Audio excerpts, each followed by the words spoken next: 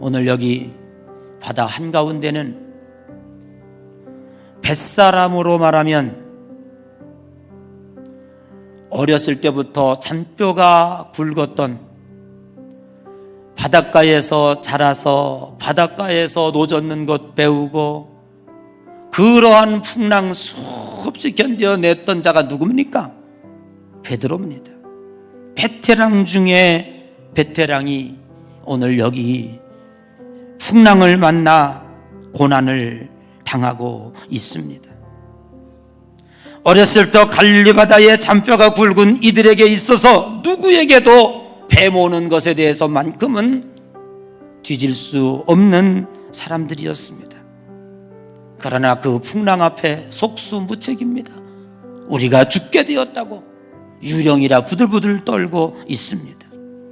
사랑하는 성도 여러분, 선원이 훌륭하다고 폭풍우를 비껴갈 수 있는 것은 아닙니다. 세상 사람들은 자신이 실력자가 되면 세상의 폭풍은 얼마든지 피해갈 수 있다고 호언장담하고 있습니다. 오병이어가 우리에게 주는 교훈이 무엇입니까? 사람이 준비한 보리떡 5개, 물고기 2마리는요 결코 2만 명을 먹일 수가 없습니다. 우리가 아무리 실력자라고 할지라도 이 세상을 이겨내기는 대단히 어렵다고 하는 것입니다.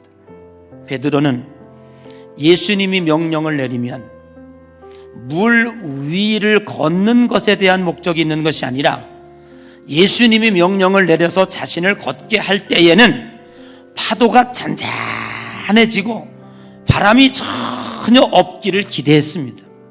그런데 당신이 주시거든 나를 명하여 걷게 하옵소서 그리하라 하여 걷고 있는데도 여전히 풍랑은 일고 있었다는 사실입니다. 베드로는 그것을 받아들일 수가 없는 것입니다. 그래서 시험에 빠졌다고 하는 것이지요.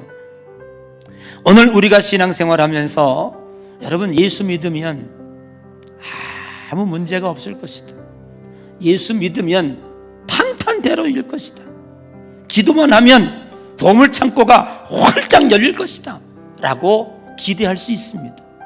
그래서 우리는 그것을 예수님의 기적을 바라보면서 와 이것이야말로 예수님의 기적이구나 이렇게 극찬하고 박수치기를 원하고 있을지도 모릅니다.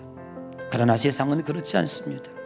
우리가 예수 그리스도를 영접하고 하나님을 믿고 걸어가는 이 순간에도 예수님 뒤에서는 거대한 파도가 우리를 엄습하고 있다고 하는 사실을 우리는 분명히 기억하여야 할 줄로 믿습니다. 하나님이 우리들에게 원하시는 것은 하나님을 믿는다고 주의 종이라고 병에 안 걸려서 건강하게 사는 그 기적 같은 사건을 이 세상에 보여줌으로 하나님이 그리스도라는 것을 증명해내기 위한 것이 아니라 여전히 풍랑이 일어나고 명하여 걸어오라 하셔서 뚜벅뚜벅 걷고 있는 중에도 그 뒤에는 찝찝한 풍랑이 우리를 삼킬 듯한 두려움이 있다고 할지라도 나는 구원된 백성으로서 하나님이 나를 지켜주실 거야 이렇게 해서 저 풍랑이 나를 삼킨다고 할지라도 나는 두려워하지 아니하고 이 신앙의 길을 여전히 뚜벅뚜벅 걸어가리라 이렇게 걸어갈 수 있는 이 믿음의 모습을 보여주는 것이 오늘 우리 성도들의 모습이고 이것이 오늘 우리 주님을 따르는 제자의 모습이라고 하는 사실을 오늘 우리 주님은 우리들에게 가르쳐주기를 원하시는 줄로 믿는 것입니다. 더 이상 파도의 높낮이에 일희일비하지 말고 그것 때문에 시험에 들거나 허덕이지 말고 걸어오라 명하신 예수님의 말씀을 의지하며 그분의 얼굴을 바라보며 오늘도 우리는 이 험난한 세상을 예수님 믿었음에도 불구하고 여전히 우리의 삶 속에서 거세게 몰아치는 풍랑 속에서도 여러분의 얼굴에 기쁨을 뺏기지 아니하고 주님이 나를 도와주실 것이다. 주님은 반드시 내 편에 계실 것이다.